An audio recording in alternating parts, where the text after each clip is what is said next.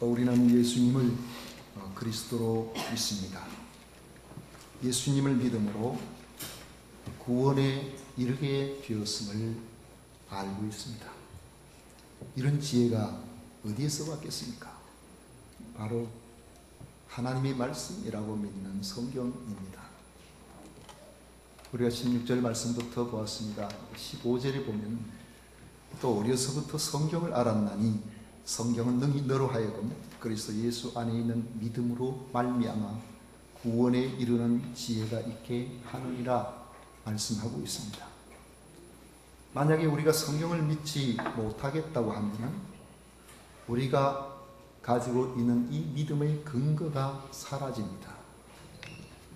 성경의 권위를 인정하느냐 그렇지 않느냐는 우리 신앙생활의 존폐를 결정할 만큼 중요합니다.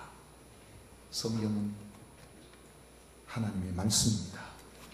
저는 이것을 믿습니다. 성경의 권위에 도전하는 생각들이 있습니다. 모든 책에는 저자가 있죠. 물론 오래된 책들 중에는 작자 미상이라고 표현하기도 합니다. 그러나 우리가 알지 못할 뿐 저자가 있었음을 부인하지는 않습니다. 저자가 있다는 것은 책이 저자의 작품이라는 것을 증명합니다. 그런 점에서 책은 저자의 생각이 반영됩니다.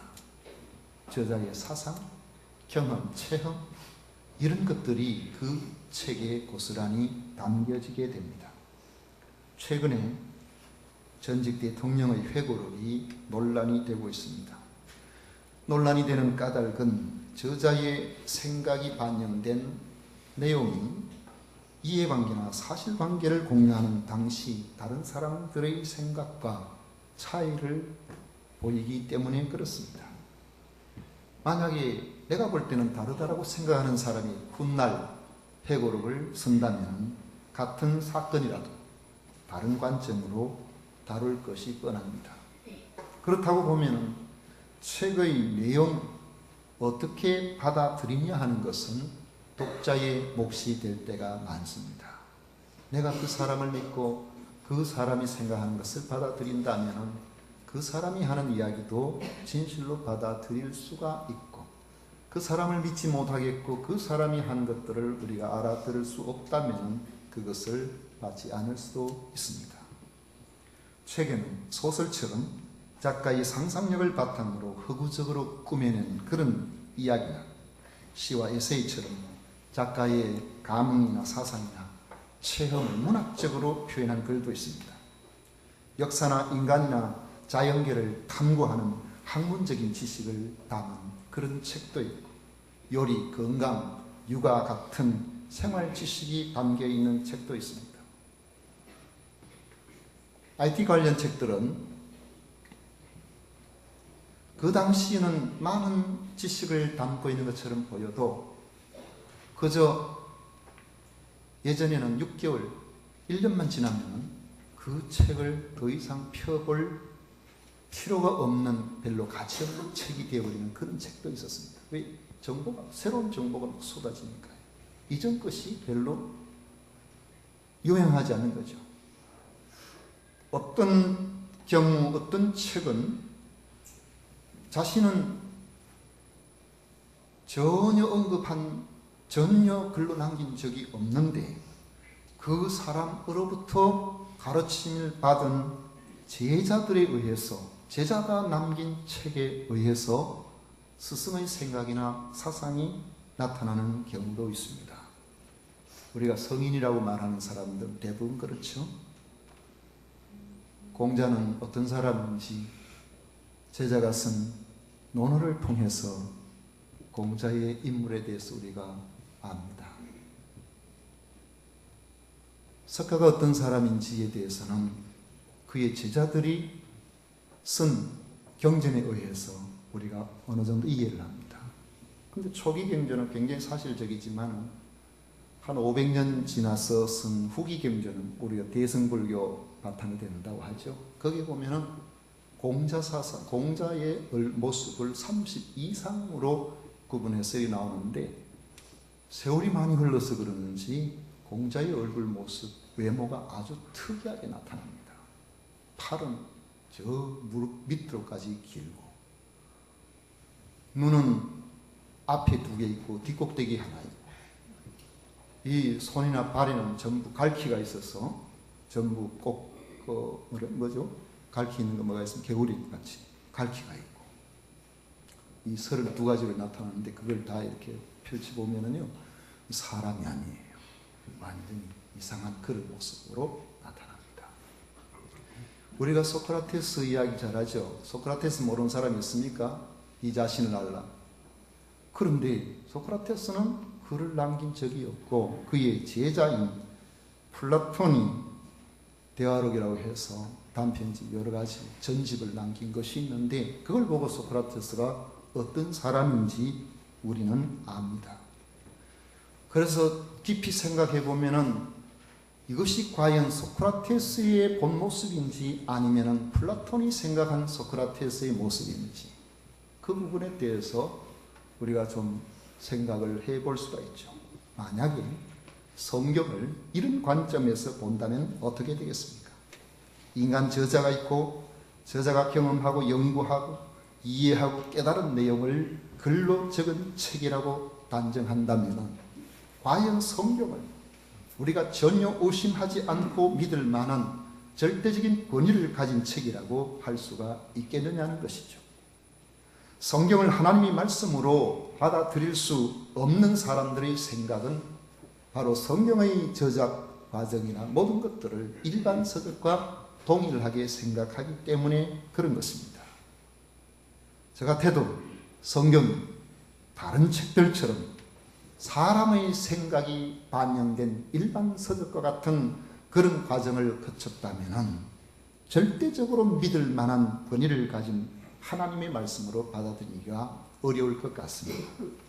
아무리 모세가 훌륭하고, 아무리 사무엘이 대단하고, 다윗이 유능하고, 이사야, 예레미야, 마태, 마가, 누가, 요한, 바울이 아무리 훌륭한 사람이라고 해도 우리는 그들을 전혀 오류가 없는 완전한 사람이라고 보지 않습니다.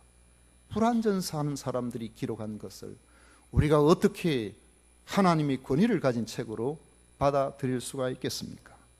그런데 성경은 우리에게 이런 염려를 전혀 하지 못하도록 하고 있습니다. 오늘 말씀을 보십시오. 모든 성경은 하나님의 감동으로 된 것으로 했습니다.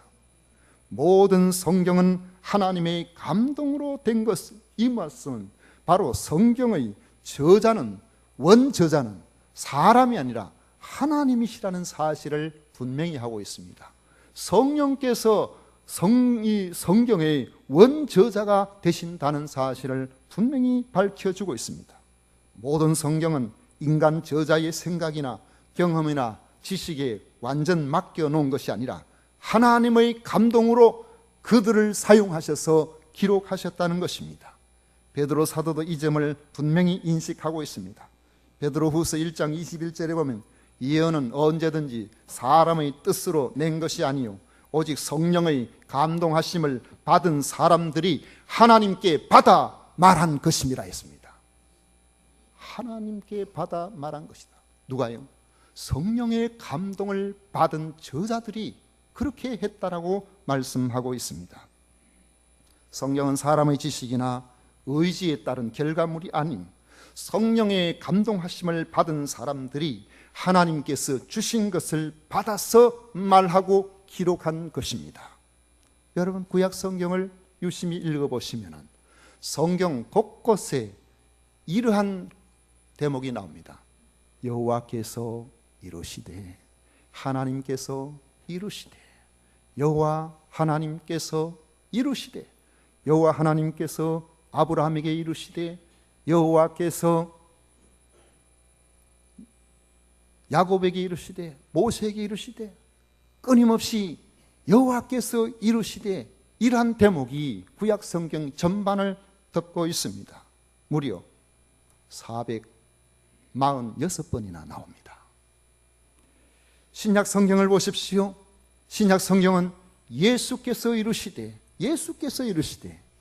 신약 성경은 전체 성경에서 구약이 4분의 3 정도 차지하고 분량면에서 신약은 한 4분의 1 정도 차지합니다. 그런데 예수께서 이르시되가 339번이 나옵니다.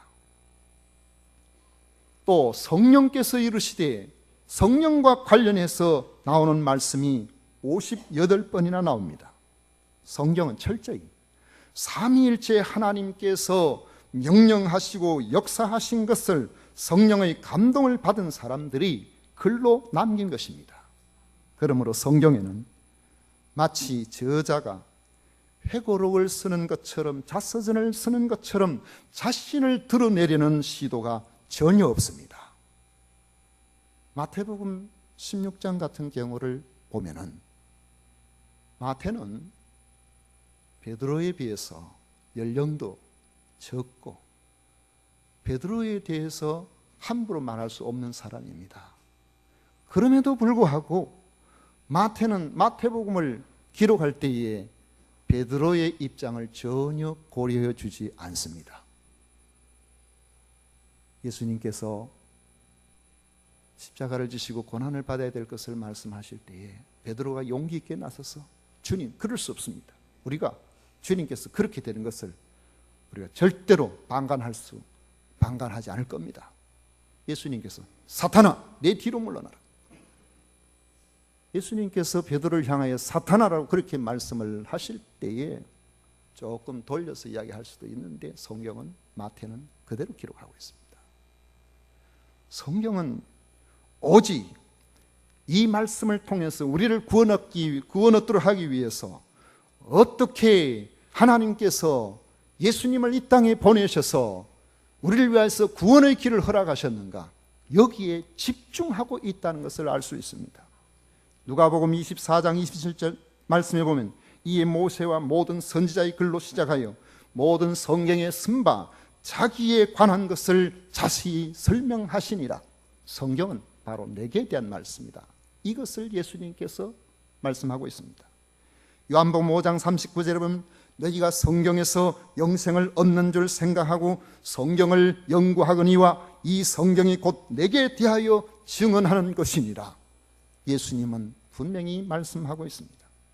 그러므로 성경은 약 1600년에 걸쳐서 지금부터 3500년 전부터 그리고 1900년 전까지 약 1600년에 걸쳐 40여 명의 기록자가 각기 다른 환경, 각기 다른 여건, 신분이 전부 다르지만은 서로가 각자 이 성경을 참고할 만한 그런 것들이 전혀 없이 쓰여졌으나 한결같이 우리를 위하여 구원하신 하나님의 그 구속사에 대한 기록으로 가득 차 있습니다. 우리가 믿을 수 있는 하나님의 말씀인 것입니다. 그런데도 우리가 성경 말씀이 잘 안 믿어질 때가 있지요. 왜 그럴까요? 성경 말씀은 신비가 있기 때문에 그렇습니다. 사람은 상식과 이성과 논리로 뭔가를 표현하고 생각하는데 이걸 뛰어넘는 하나님의 세계가 어찌 우리에게 다 이해가 되겠습니까? 하나님이 성령으로 마리아의 몸에 예수님을 잉태케 하셨다고 하는데 이것이 어떻게 우리가 오늘 이 시대에 이해가 될 수가 있겠습니까? 성경은 오직 성령의 감동으로 쓰여진 그런 책이기 때문에 사람의 상식 범위 안에서만 이해하려면 다 이해할 수 없습니다. 그러니까 믿어지기 어려운 거죠. 어떨 때는 믿어지다가 어떨 때는 정말 그럴까? 정말 이게 그럴까? 이런 생각이 드는 부분이 종종 생깁니다. 요한복음 6장, 7장, 물론 3장부터 계속해서 여러분 한번 보시면 주님의 말씀과 주님과의 대화 속에 나오는 사람들과 그 대화 가운데서 끊임없이 평행선을 걷는 것이 있습니다. 그걸 발견하게 됩니다. 왜 그렇게 되는가? 주님은 하늘의 말씀을 하시고 거기에 주님 앞에 듣는 사람들은 전부 땅의 생각을 가지고 받아들이기 때문에 뭔가 접촉점이 자꾸만 부딪히는 거죠. 잘 안 생기는 겁니다. 예수님께서는 나는 하늘로부터 내려온 산떡이다 그렇게 말씀을 하셨을 때에 그 말을 듣는 사람들은 아니 무슨 하늘에서 내려와서 저 사람 나사렛 예수 아니야? 그 부모를 우리가 아는데 무슨 하늘에서 내려왔 이러니까 믿어지기가 어려운 거예요. 나사렛에서 무슨 선한 것이 날 수 있겠냐. 성경에 보면은 베들레헴에서 메시아가 난다고 했는데 예수님께서 베들레헴에서 탄생하신 것은 그들은 알지 못했고, 나사렛에서 탄생해서 나사렛에서 자라서 나사렛 예수라는 이름을 가지게 된 것으로만 알기 때문에 주님을 이해할 수가 없는 겁니다. 땅의 생각은 그렇습니다. 그러나 성령의 감동으로 쓰여진 책은 하나님께서 우리에게 성령으로 충만하게 해주시면, 성령의 조명이 있게 되면 이 말씀이 믿어지게 되는 줄 믿으시기를 축원합니다. 좋은 내용의 책이라도 어두운 곳에서 그 내용 잘 모르죠. 아무리 좋은 말씀이 있어도 캄캄한 밤에 그 내용을 어떻게 알겠습니까? 그러나 작은 불빛 하나로 그 말씀을 비추어 보면 읽을 수도 없고 이해될 수도 없었던 내용들을 우리는 읽게 됩니다. 마찬가지로 하나님의 성령으로 기록된 이 말씀은 하나님의 성령께서 우리에게 찾아오셔서 하나님의 성령으로 우리의 마음의 눈을 밝히시고 우리의 영적 안목을 넓혀주시기만 한다면 그때에 하나님의 말씀이 깨달아지고 이해가 되지고 꿀송이처럼 달게 되는 놀라운 역사가 일어나게 되는 것입니다. 고린도전서 2장 10절에 보면 오직 하나님이 성령으로 이것을 우리에게 보이셨으니 성령은 모든 것 곧 하나님의 깊은 것까지도 통달하시느니라 했습니다. 도저히 믿어지지 아니하면 성령을 구하십시오. 성령 충만히 임하기를 사모하십시오. 하나님, 이제는 내 시각, 내 판단, 내 모든 것들로 살지 아니하고 하나님 주시는 안목으로 살기를 원합니다. 내 속에 임하신 성령께서 나를 지배하기를 원합니다.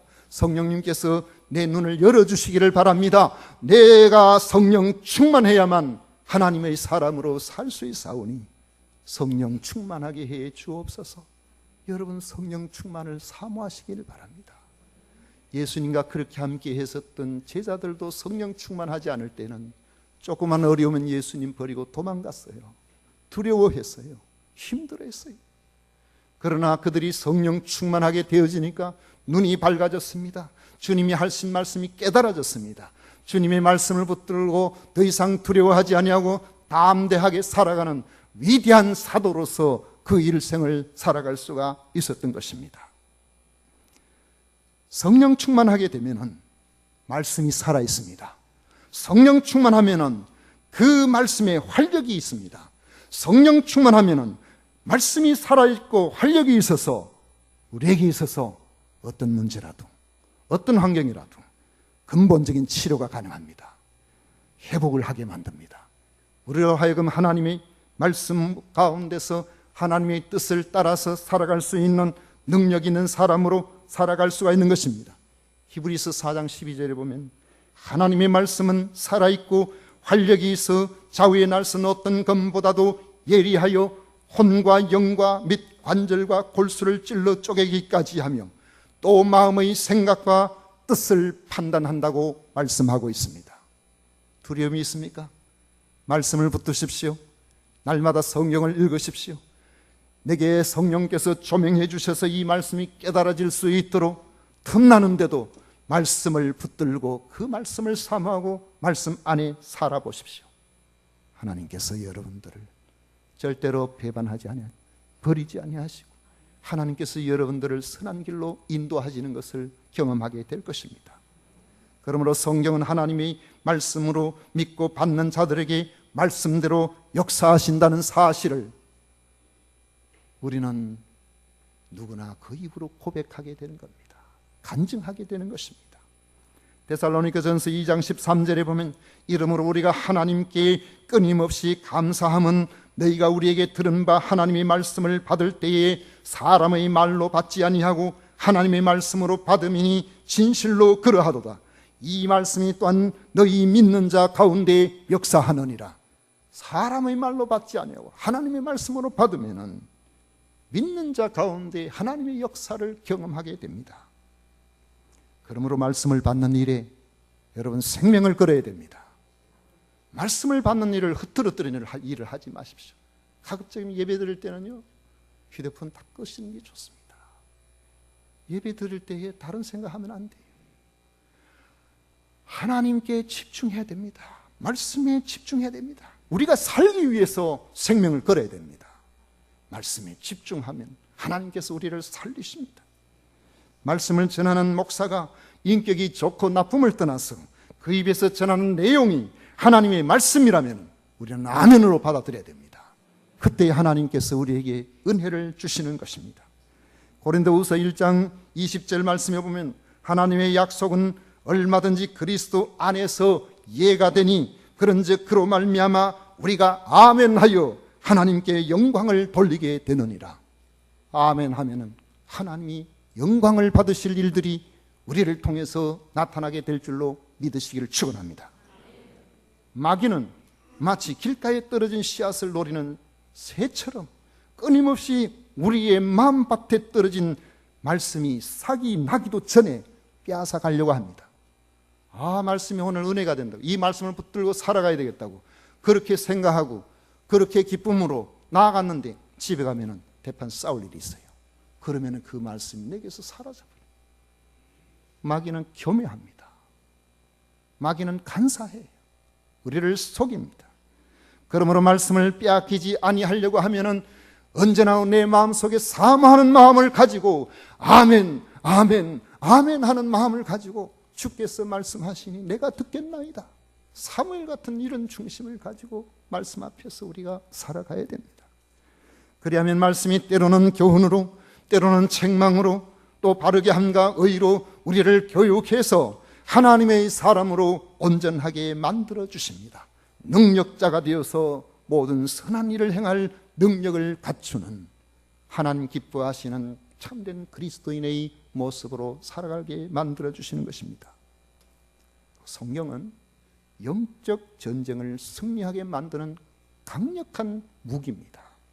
성도가 이 세상을 영적으로 싸워 이겨나가기 위해서는 오직 성경 말씀을 붙들어야 됩니다. 성경 말씀과 우리의 삶의 현장에서 오는 모든 환경들은 언제든지 일치가 되지 아니하고 부딪힐 때가 많아요. 예수님께서는 제자들을 향하여 배를 타고서 가버나움으로 가도록 그렇게 하시고는 주님은 어디로 가셨습니까? 기도하러 산으로 올라가셨습니다. 제자들이 가라고 하셨으면 가는 길이 형통하고 평탄하고 잔잔해야 되잖아요. 얼마 안 가서 풍랑이 일어나 버렸습니다. 큰일 났습니다. 아무리 노를 저어도 가버나움을 향하여서 진전을 못하고 중간에서 그냥 중간에서 그냥 거기에 전문 어부 출신이 7명이나 되는데도 아무리 해도 안 되는 거죠. 여러분, 우리 인생에 때로는 말씀으로 살아간다고 이렇게 하는데도 내 생각처럼 그렇게 잘 안 될 때가 종종 있습니다. 그러면은 뭐라 합니까? 아이고, 내가 예수 믿어도 소용없더라. 나는 바로 믿어보려고 발버둥 쳤는데 나한테 왜 이런 일이 생기나?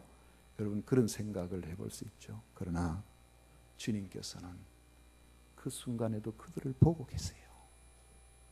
뭘 보고 알 수 있습니까? 주님께서 풍랑으로 인하여 한 걸음도 나가지 못하고 힘들어하는 그들을 향해 바다 위를 걸어서 곧바로 그들을 향해 가셨습니다. 그게 주님이세요. 주님 안 보고 계시는 것 같습니까? 여러분의 지금 환경이 힘들고 어려우니까 예수님과 상관없이 여러분 살고 그런 환경에 노출되고 그런 환경에 놓여 있는 것으로 생각하십니까? 다른 사람은 그렇게 사랑하시면서 하나님께서 나는 왜 이렇게 사랑 안 하시는가? 그렇게 생각됐습니까? 주님은 지금도 여러분의 삶의 현장에 여러분 자신에게 집중하고 계신다는 사실을 믿으시기를 축원합니다. 주님은 우리를 사랑하십니다. 한 번 사랑하시면 끝까지 사랑하세요. 한 번 사랑하시면 결판을 내시는 것이 주님의 사랑입니다. 그러므로 그 말씀을 믿고 붙들고 주님을 바라보고 한결같이 나아가기만 하면은 누구든지 사탄의 공격을 이겨내고 우리는 승리의 생활을 해나갈 수가 있습니다. 사무엘하 22장 31절에 보면 하나님의 도는 완전하고 여호와의 말씀은 진실하니 그는 자기에게 피하는 모든 자에게 방패시로다. 하나님의 말씀은 완전하고 진실하기 때문에 그 말씀을 믿고 하나님께 피하는 자에게는 어떠한 강력한 불화살도 소멸시켜 주시는 방패가 되어 주시는 것입니다. 말씀을 붙드십시오. 에베소서 6장 16절에 보면 모든 것 위에 믿음의 방패를 가지고 이로써 능히 악한 자의 모든 불화살을 소멸하고 있습니다. 믿음의 방패는 어떻게 가질 수가 있습니까? 우선 그리스도의 말씀을 들어야 됩니다. 듣는 일을 소홀히 하면 안 됩니다. 로마서 10장 17절에 보면 그러므로 믿음은 들음에서 나며 들음은 그리스도의 말씀으로 말미암느니라 했습니다. 믿음의 방패는 오직 하나님의 말씀에서만 취할 수 있습니다. 이 말씀을 붙들어야 됩니다. 이 말씀 안에 우리가 완전히 사로잡혀 있으면 그 어느 누구도 우리를 넘어뜨릴 수가 없습니다. 에베소서 6장 17절에 보면 성령의 금 곧 하나님의 말씀을 가지라고 했습니다. 왜 그렇게 말씀하고 있을까요? 하나님의 말씀은 사람에 의해서 된 것이 아니라 원저자가 하나님이시기 때문에 성령의 감동에 의해서 기록이 되었기 때문에 그렇습니다. 성령에 충만하면 하나님의 말씀이 믿어지고 성령이 충만해지면 하나님의 말씀을 믿고 나가게 되어지고 하나님의 약속의 말씀을 믿고 나가면 원수는 물러가고 우리의 담은 무너지는지 안 무너지면 그것을 뛰어넘을 능력을 주십니다. 환경을 극복할 수 있도록 힘을 주시는 것입니다. 그러므로 승리하는 그리스도인의 삶을 살려면 성경책을 벽장 안에 넣어두면 안 됩니다. 성경책을 방치하면 안 됩니다. 하나님의 말씀을 성경책 안에 가둬놓으면 안 됩니다. 성령님께 순종하여 날마다 성경의 권위에 무릎을 꿇고 말씀을 아멘 아멘 하면서 그 말씀을 봐야 됩니다.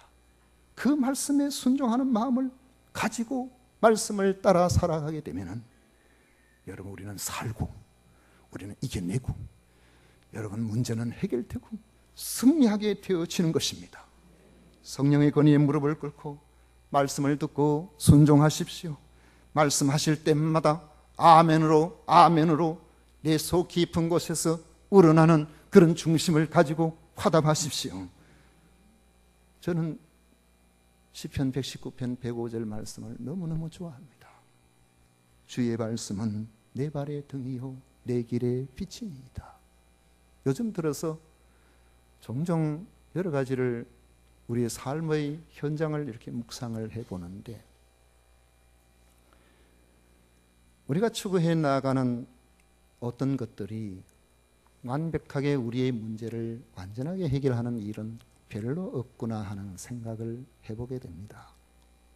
가정들을 돌아볼 때에 여러 형편들을 돌아볼 때에 어떤 데는 저 정도 같으면 정말 기쁘고 즐겁겠다, 행복한 가정으로 살아가겠다 싶어도 우리가 생각하는 그러한 모든 부분들은 장기적으로 우리의 행복을 담보하는 것은 거의 없다고 볼 수 있습니다. 여러분 한 생각해 보십시오. 대한항공의 조 무슨 부사장 그런 사람 보십시오. 얼마나 부러워할 만한 그런 환경을 타고났습니까? 그 사람 일 안 해도 먹고 사는 일에 아무런 지장이 없습니다. 그러나 잘은 모르지만 지금은 대한민국에서 가장 불행한 사람 중에 한 사람일 겁니다. 그게 인생입니다. 오늘 평안해도 우리의 삶은 그 평안이 언제까지 갈는지 그건 알 수가 없는 거죠. 그러나 어떤 사람은 환경과 상관없이 어떤 환경이라도 그 환경을 헤치고 이기고 평안이 내게서 떠나지 않도록 해나가는 사람이 있고 어떤 사람은 금방 평안했다가 한 시간도 안 해도 불행했다가 끊임없이 이 속에서 풍랑이는 바다 속에서 살아가는 것처럼 그렇게 허무하게 인생을 살아가는 사람도 많이 있습니다. 여러분 예수 그리스도 안에 있는 이 놀라운 은혜를 우리가 간직하고 살아간다면 내 앞길이 아무리 캄캄하고 아무리 길 옆에 벼랑이 있다고 할지라도 주의 말씀을 붙들고 나가게 되면 주의 말씀은 내 발 앞에 있는 등불이기 때문에 벼랑에 떨어지지 않습니다. 내 주님의 그 말씀이 내 길에 빛이 되어 주시기 때문에 내 인생의 길 잃을 염려가 없게 되어집니다. 하나님께서 우리를 책임져 주시기 때문에 그런 것입니다. 말씀을 맺습니다. 에레미야 15장 16절에 이런 말씀을 하고 있습니다. 만군의 하나님 여호와여, 나는 주의 이름으로 일컬음을 받는 자라. 내가 주의 말씀을 얻어먹어 사오니 주의 말씀은 내게 기쁨과 내 마음의 즐거움입니다. 그랬어요. 여러분, 예수 그리스도의 위로의 말씀으로 오늘 기쁨과 즐거움이 되시기를 바랍니다. 수고하고 무거운 짐진 자들아, 다 내게로라. 내가 너희를 쉬게 하리라. 그 말씀을 여러분 믿고 한번 생각해 보십시오. 얼마나 감사합니까? 우리가 얼마나 좀 지쳐 있습니까?